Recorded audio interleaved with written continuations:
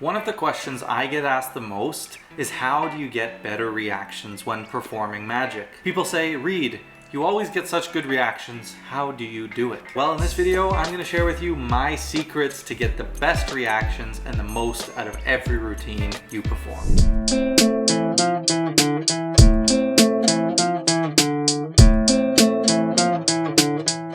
What is good, guys? It is Reed and welcome back to another video. Today we got How to Make Your Magic Better, episode 21 on getting better reactions. Now this is a topic I am super passionate about. This is a video that I've been waiting to make for such a long time. There were just certain other videos in this series that I wanted to get out first, because we're going to be talking about a lot of previous videos in this video. So if you followed along so far in the How to Make Your Magic Better series and you've been watching and you're all up to date, fantastic. If you haven't, here is the full playlist. Come back to this, it'll be linked in the cards down below and up here, because I'll be referencing several videos from this series and I highly recommend you go watch the deep dive explanation on those.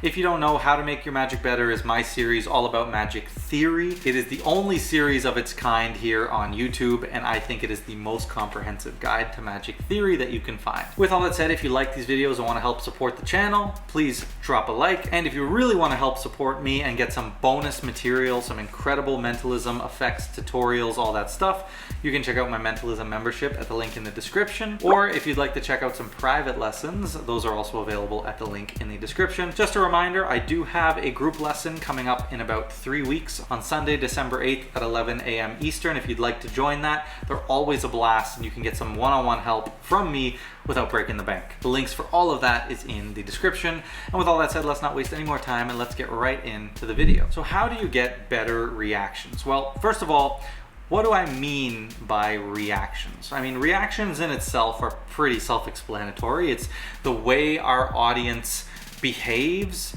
and expresses themselves when they see our magic. It's how they express their enjoyment, what they thought of your routining, but it's also how they express themselves, because the same effect can have very different reactions on different people, and that comes from within the person. Disclaimer, before we get into this, there is only so much you can do with certain people. There are certain people that you could do the most amazing effect, present it in the best way, frame it in the best way, pick the best method, recap in the best way, state everything perfectly, have perfect scripting, and they still will barely give you a smile. And that is simply because they are just someone who is a bit more shy, a bit more reserved. They don't like to express themselves. And you can have people who will run a marathon just because you did a simple double lift, right? So there is an element of personality that is involved in this, but within each person that you perform for, you can unlock the maximum potential, right?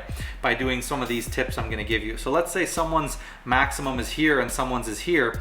Well, you can still perform an effect and only get this person up to here and this person way down here.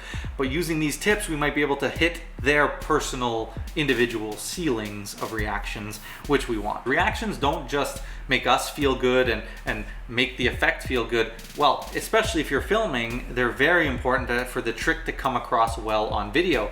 If you do an amazing trick and there's cameras filming, sure, that'll be cool for the people at home to watch, but it won't be nearly as good if the people on camera who you're performing to don't react. It doesn't matter how good the trick is. But really, at the end of the day, a reaction is just how your spectators express themselves outwardly based on the magic you do. Quick pause in your regularly scheduled program. I just wanted to quickly announce that I will be hosting another exclusive group lesson at this date and time right here. Now, if you don't know how the lessons work, every participant gets their own 10-minute exclusive block to talk one-on-one with me, where I can answer any questions they have, card magic, mentalism related. I can critique your sleights and effects, help you with effects, or any other questions you might have. Not only that, you get to watch the entire lesson and learn from all the different questions and subtleties and effects that I might go over while answering everyone else's questions. And to top it all off, at the end of every lesson, there is a bonus 20-30 minute jam session where you jam with myself and all the other attendees. You get more opportunities to ask questions, and sometimes you even get some incredible bonus effects that I teach that I haven't taught anywhere else. Now, if you are interested in the next group lesson,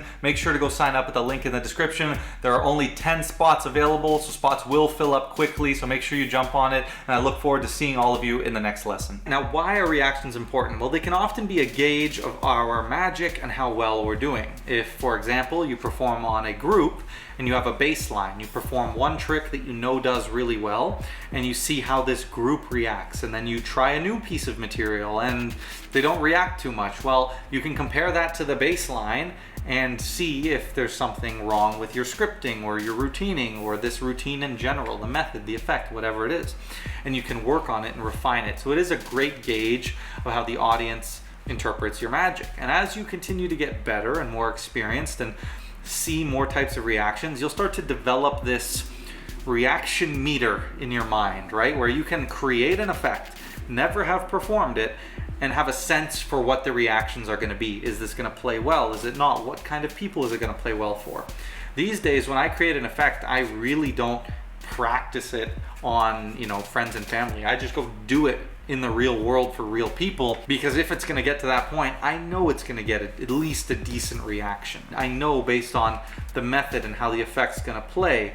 Sometimes I'm surprised with how well it plays, or I'm underwhelmed with it, but generally I have a good idea of how it's going to play. Reactions are important because you want to get the most out of your material. You want to be able to take those super simple things and take them from here to here and get the most out of them. You want to be able to take your really good effects and push them to the limits and get the most out of your performance. It's very important. At the end of the day, we are judged, we're a performance art, and we are judged based off of how other people interpret what we do. And part of that is how other people react to what you do. If you're performing at a restaurant, the owner of the restaurant's walking around and they hear a bunch of people cheering and freaking out, that is a great sign, without them having to see you do any magic, that you're doing a good job.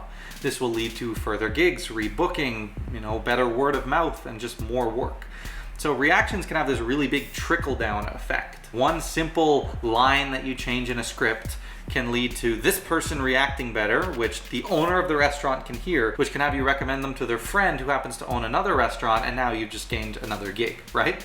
So there can be these really big trickle-down effects that matter. Now, especially for, like I said, social media, this just really comes across and is really important when you're posting videos. You want to have at least decent reactions, otherwise the video is going to feel really underwhelming and flat no matter how the trick is. At the end of the day, when you're watching a piece of magic content on video, 50% of what you're watching is the trick, and the other 50% is the people in the video and watching how they freak out and how they react. That's why magic videos with good-looking girls always do well, because maybe 10% of the people are watching the magic and 90% are watching the people in the video, right? So there is an aspect where people are watching the people in your videos as well.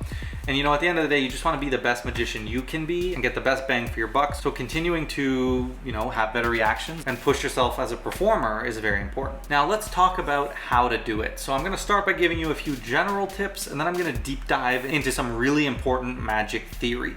So as a general tip, the first thing you want to do is make your audience more comfortable with you. So how can you do that? Well, it starts by humanizing yourself. As a magician, you're initially thought of as one of two things. Some people are going to think of you as a little bit odd, weird, or not know what to expect, right? You're a magician. Who's a magician? Like, what does that even mean, a magician? What is he going to do? Is he going to pull a rabbit out of a hat? So you're going to have those people with that mentality. You're going to have the other people who kind of are really into it. So they'll see you as, maybe they, if they believe magic is real, or especially if you're a mentalist or something, they'll see you as this kind of upper figure, or this powerful, you have something that they don't, and that will also make them a bit uncomfortable. So you need to humanize yourself. How do we do this? We have regular conversations. We ask them about themselves. We get them involved, engaged. We come up with a smile on our faces.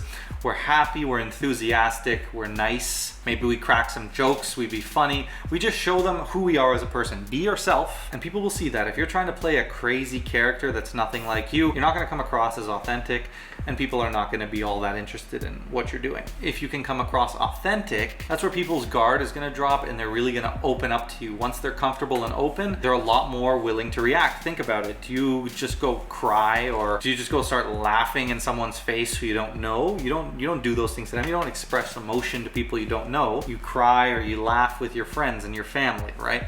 Same thing with reactions. You're not going to go screaming and running if this is someone you don't really know, but as you get more comfortable, it will. And a great experiment that I would recommend you try, pick two pieces of magic that in your experience, get very similar reactions. So the easiest way I find to do that is just pick 2 killers, right? Just pick 2 of your best effects that always kill. Do one of them at the beginning of your set as the opener and one of them as the closer. I assure you, and you can do this on several groups, keep the same trick as the opener and the same as the closer. Do this to multiple groups, switch the closer and the opener, and that closer, regardless of the effect, will always get the better reactions because the people have warmed up to you. So that is important. You want to try to establish that right away so you don't have to wait until you're closer to get the best reactions. And being a person and a human is a great way to do that. Now, if you're using a camera, this becomes even more tricky because a lot of people are shy of the camera. So the easiest way to do that is simply ask permission. Be upfront. Say, hey, I'm just filming magic for YouTube, or I'm filming for my social media. I wouldn't even say, do you guys mind? I just say, just so you know, I'm filming for social media. And if they have a problem, let them say it. But it's good to get it out there, get it in the open. You don't have to ask for permission when it comes to YouTube and stuff. I definitely do, and I would recommend. But what I'm saying is don't just run up with the camera and start performing and filming. Always point it out. It'll kind of bring the tension down. Now the next thing, once you've established that there's a camera around, you need to drag attention off of it and get people to forget that there's a camera there. And you might be thinking, well, that's hard to do, it's right there. So what you need is some kind of distraction. And what could we use as a distraction? Magic, right? We're inherently distracting them because we're about to perform a trick anyway. So quickly just segue into the trick or segue into asking them about yourself and beginning your set. Once you get people invested in your magic, that's the best way to distract them from the idea that there's even a camera. After about 15 or 30 seconds, my spectators are not even thinking remotely about the camera being there, and that's important. So just take that attention off the camera and onto your magic. So another thing you can do that will help with your reactions is to make your performances feel as real and authentic as possible. That's why I'm such a big proponent of like real, organic feeling magic with simple, minimal props. Because I feel when you start to grab sponge balls and magic wands and top hat and cups and balls and all these things that are kind of, in my opinion, you know, linking rings, all these things, and don't crucify me for this, we're allowed to disagree, but those to me are corny magic things. They're a bit dated. They're really not my style. I don't think they play the best anymore. It's what people traditionally think of as a magician, and that's not what I'm going for. And I do think that it benefits your reactions to have more authentic, organic, and not necessarily corny kind of props, because I think people get more invested by the authenticity of a deck of cards that everyone's familiar with, or a Sharpie, or just pieces of paper, and just organic, real performances. Now let's get into the meat and potatoes here. I want to start by saying that you should probably watch all 20 of the previous episodes of How to Make Your Magic Better and any future ones that I come out with, because really all of these tips, one of the main things they're centered around is performing better and getting better reactions. Now I'm going to highlight some of the key topics that I've discussed in some of these previous videos, and I've also ranked these in order of what I feel is most important. So we're going to start with the least important, and we're going to work our way up. I think I have 4 or 5 different topics here. And also, if you click on the How to Make Your Magic Better playlist that I linked at the beginning of the video, it is also available on the playlist tabs on my channel, or down in the description there should be the cards from this video. You can click on the How to Make Your Magic Better playlist and you can go find these videos that I'm referencing. So, important but the least important is method. Method can influence reactions in the sense of, if you do an A-can where it really feels like you have control and you're doing everything and you're touching the cards, versus you do an A-can where the spectator does most of the shuffling and the dealing, you're gonna get better reactions with that because it's just a better magical effect. But you need to think of method from the context of the effect. If you do an A-can that feels like the spectator shuffles and deals versus another A-can that feels like the spectator shuffles and deals, whether you're using Aussie Wins Holy Grail method with a memorized deck and all this, or you're using something simple like So A-can that I've taught here on the channel, as long as the effect feels the same for the spectator, then the method does not matter. It's only when the method actually hinders the final effect that this part is important. Really, as long as your method is decent, it's not gonna have a huge impact on your reactions. Now the next thing that'll help you get better reactions is attention direction. Now I covered this in episode 12 of How to Make Your Magic Better. Attention direction is different than audience management. Audience management is how you keep your audience where you want them, how you keep them behaving and following your instructions, whereas attention direction is more like misdirection, but it's also different. Misdirection is you're purposely directing them to something else so that they won't see what you do. Whereas attention direction is where you naturally have their attention focused on what you want them to focus on and not what you don't. This allows you to kind of build wonder in your effects by making things seem more impossible and making sure those important things register with them. But it also allows you to kind of get away with things and hide things in sort of the way misdirection would, where misdirection, to me, you have a motivated action that is doing the misdirection, like a big movement to draw their attention. Whereas attention direction is they'll just naturally be focused on whatever it is. You know, they'll naturally be focused on you pushing the card into the deck in the context of your routine, that they won't see it jump to the top. Whereas misdirection is you move your right hand while your left hand loads the card under the box, right? Similar, but a slight difference. And I think both of them will allow you to get away with things that will help improve your method and make your reactions better. So the third thing is going to be surprise. Now, I talked about surprise in episode 18 of this series. Now, surprise is important, but again, not the most important thing. Building surprise is good because it catches them off guard, and you might get that initial reaction from a surprise, but it doesn't mean you're going to get that long-lasting, impactful reaction where they're running around or really freaking out and questioning their reality for the next 5 minutes, right? But I feel surprise really gets your audience to open up and kind of express that natural reaction that they'll have. So if you can layer in surprise, do things that have kind of kicker endings and catch your audience off guard, it is a good way to start to build better reactions. And the great thing is it's easy. It's easy to build in surprise. Some of the other things like framing, recapping, audience management is a bit more difficult to do. You can't just go and do it right away. You got to practice. Whereas surprise, you can just tweak the script, tweak the ending of the effect, and you're good to go. Now we're getting into my top 3 most important things you can do to get better reactions. And the first one we're going to talk about is presentation and scripting. Now, I talked specifically about presentation in episode 5, and I've covered patter in episode 1, but I think I am going to make another video at some point more specifically about scripting. But for now, those two are great resources. Scripting is so important because it allows you to build intrigue, right? Whether that's a nice intriguing hook that draws them in and captures their intent and their interest. And that's really important because it'll keep them invested and interested in paying attention to your magic. One of the worst things you can do is lose the audience's attention. If you lose their attention for even a second in your routine, you're never gonna get the reactions that you could have, right? Because the second they lose attention, they get lost, they don't know what's going on, you're dead in the water, and it's almost impossible to recover from. The other thing you can do with scripting and presentation is really just create the effect. So you don't need an elaborate hook or story all the time. Sometimes just creating the effect, like actually creating the effect in their mind, not just visually, but what they believe is going to happen. And that's kind of a perfect segue into the next point, which is stating the obvious. This arguably might be the most important thing, but I put it second on the list. Stating the obvious I covered in episode 11 of this series. Such an important thing, and again, maybe my most controversial magic opinion, because a lot of magicians are against stating the obvious. And what I mean by stating the obvious is saying things like, you know, I'm going to shuffle the cards, I'm going to take your card, we'll leave it somewhere in the middle of the deck, sort of narrating what you're doing. In my experience, I am a huge believer in doing this. Now, there's a way to do it. You don't have to explain everything, and you don't need to say verbatim what you're doing. You don't need to say, watch as I pull each card over the other and I mix. No, it's simple things like I'm going to mix the cards into the deck, make it completely random. What these things do, you guys have to understand that the bottom line is we are super familiar with a trick. I could do this. I could do this routine completely silently.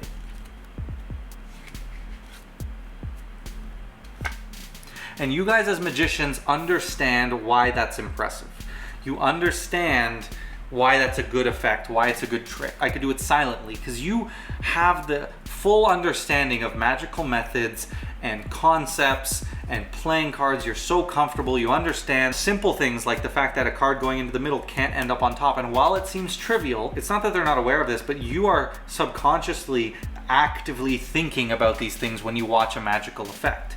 Right? You're creating all the possibilities and non-possibilities in your mind while you're watching an effect. Whereas they might not, because they have no experience with magical methods and they're not as familiar with a deck of cards. So it is vital that you strive to bring them up to your level. You try to give them the knowledge that they would need to appreciate the effect from the same perspective that you appreciate it.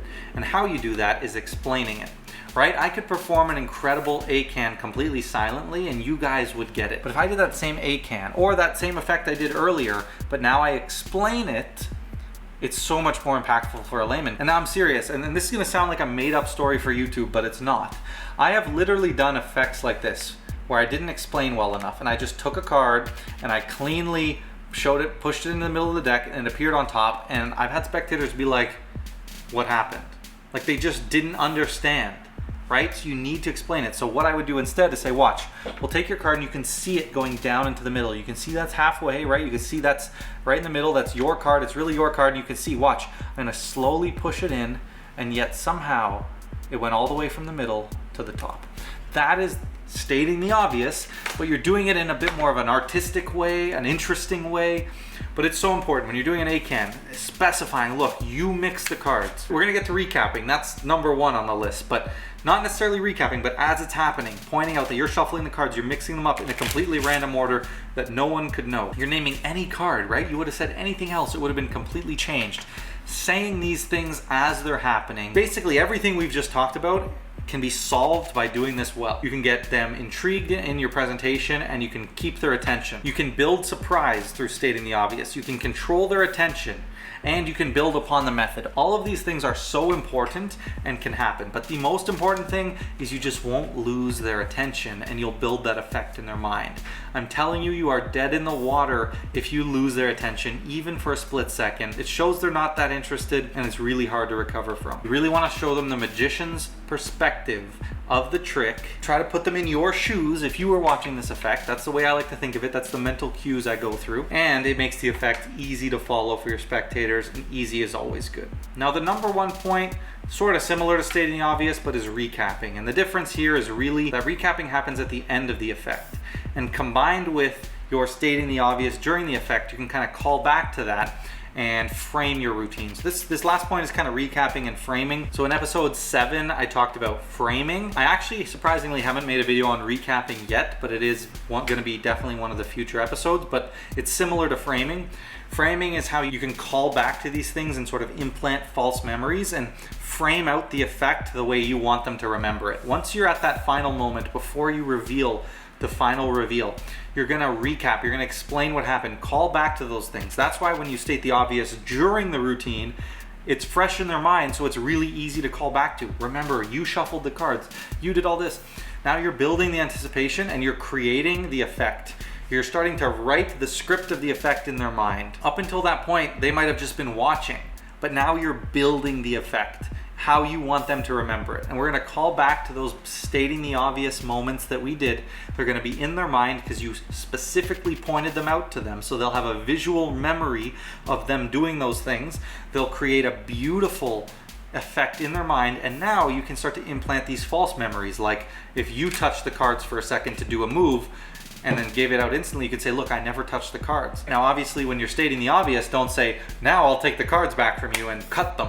Obviously, that's something you would leave out of stating the obvious if you're gonna use it and recapping. And that's why scripting's so important, because you're taking all these elements and making sure they all make a perfect, congruent effect that's remembered in the way you want. But framing is just such a powerful tool because you can implant these false memories and really create these completely new effects from what actually happened. And whatever you leave them with just before they react is what they're gonna remember and what they're gonna go back and tell their friends and tell everyone about what they saw. So recapping is so important. The idea of, explaining and building that effect. Think of it as a story, and you're building the story just before you reveal it, right? You don't want to do the story in a bunch of segments. At the end, you want to give one last final summary of what happened before you hit the climax. Now, I want to give you a quick example of getting better reactions and why this is important. I'm going to show you an effect called Face Off, which I absolutely love. And the plot is 2 cards are signed, ripped, and then they fuse together. Each half of each different card with the spectator's signature fuses together. Now, normally, I don't do much of a plot with this. The frame is that's what the effect is. I tear the cards, they hold on to it. Getting your spectators involved. That's a bonus tip, getting your spectators involved in your magic, putting things in their hands, super important whenever you can.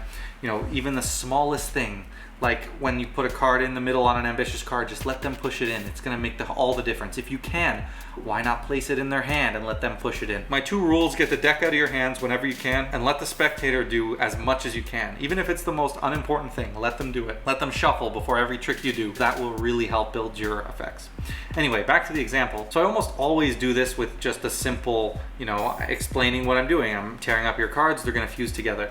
But I had this idea of making it seem like a mistake, where I wanted it to make it seem like I'm gonna fuse, say, the Queen of Hearts back together and the 6 of Spades back together, but I accidentally give them half of the Queen, half of the 6, and half of the Queen, half of the 6, and now when they squeeze, they fuse half of each card together, right? Because that's what the effect is. It fuses the 2 halves of the different cards together. But I wanted to make it seem like I was gonna fuse the whole card together, but I gave them by accident half of each card, and that was a mistake. So I'm gonna show you 2 quick performances, one with the regular frame and one with the new frame. So it's a different frame. I framed the effect differently. And you'll see how much worse the reactions were on the whole mistake, accidentally gave them the wrong half. It just didn't play very well. I don't think they completely understood what was going on, and it's the exact same effect, just a different frame. And you can see how same performer, gets completely different reactions. So let's watch that now. Just like that, right? So you can see the Queen and the 6, and I can get it to rip right down the middle. So we have 2 pieces, the Queen and the 6. Can you hold out your hand for me? So I'm gonna give you 2 pieces, close up. I'm gonna give you 2 pieces, close up. Turn your hands face down, there we go. Now I gave one of you the Queen and one of you the 6, I think, or something like that. But I want you guys to squeeze those cards, just not too hard, don't crush them, but just a little bit of force. Pick your hands up and just touch together. Did you feel anything? Probably not. But if you believe that you felt something, turn your hands over. Who did I give the Queen to? Oh, I decided to give you each a piece of the wrong. Well, I was supposed to fuse the Queen back together, but maybe it didn't work so well. Open it. I guess I fused the wrong cards together. That's cool. Your signed cards, your signature's still on them. Tear them down the middle. This is why I didn't want to tear the other ones, right? That's my nice one. So now I have 2 pieces. You hold your hand up like that. I'm going to give you this, close up, turn your hand over. Fine, close up, turn your hand over. All right. I want you to just squeeze a little bit. Not too hard, don't crush the cards, but just a little bit of pressure. All right, heat it up a little bit. Are you feeling anything? Feeling the magic? Yep. You guys to just touch this, right? A little fist bump. Did you feel that? I did. Yep. I don't know if you're lying, but hopefully most people just say no. The most spiritual girls say yeah. Yep. Turn your hands over, and if this works, open up the card. Open it. Whoa. What? Wait. Bro. What? Wait, no way. Let me see that. Close up with the camera. Yeah, we get the close. Yeah, let's go. Good shots. Oh my god. Cameraman Taylor doing his job. What in the world? So you can see what I'm talking about, right? Just fell kind of flat just because of the scripting and the framing. And that's why all this stuff is so important. The recapping was off, the frame was off, the scripting was off, presentation was off. It was all just off. So let's finish off this video with a few tips on how to improve. Of course, first and foremost, make sure you're performing and trying these tips. Put these into practice. I would say pick one tip. Pick one of the tips off my list.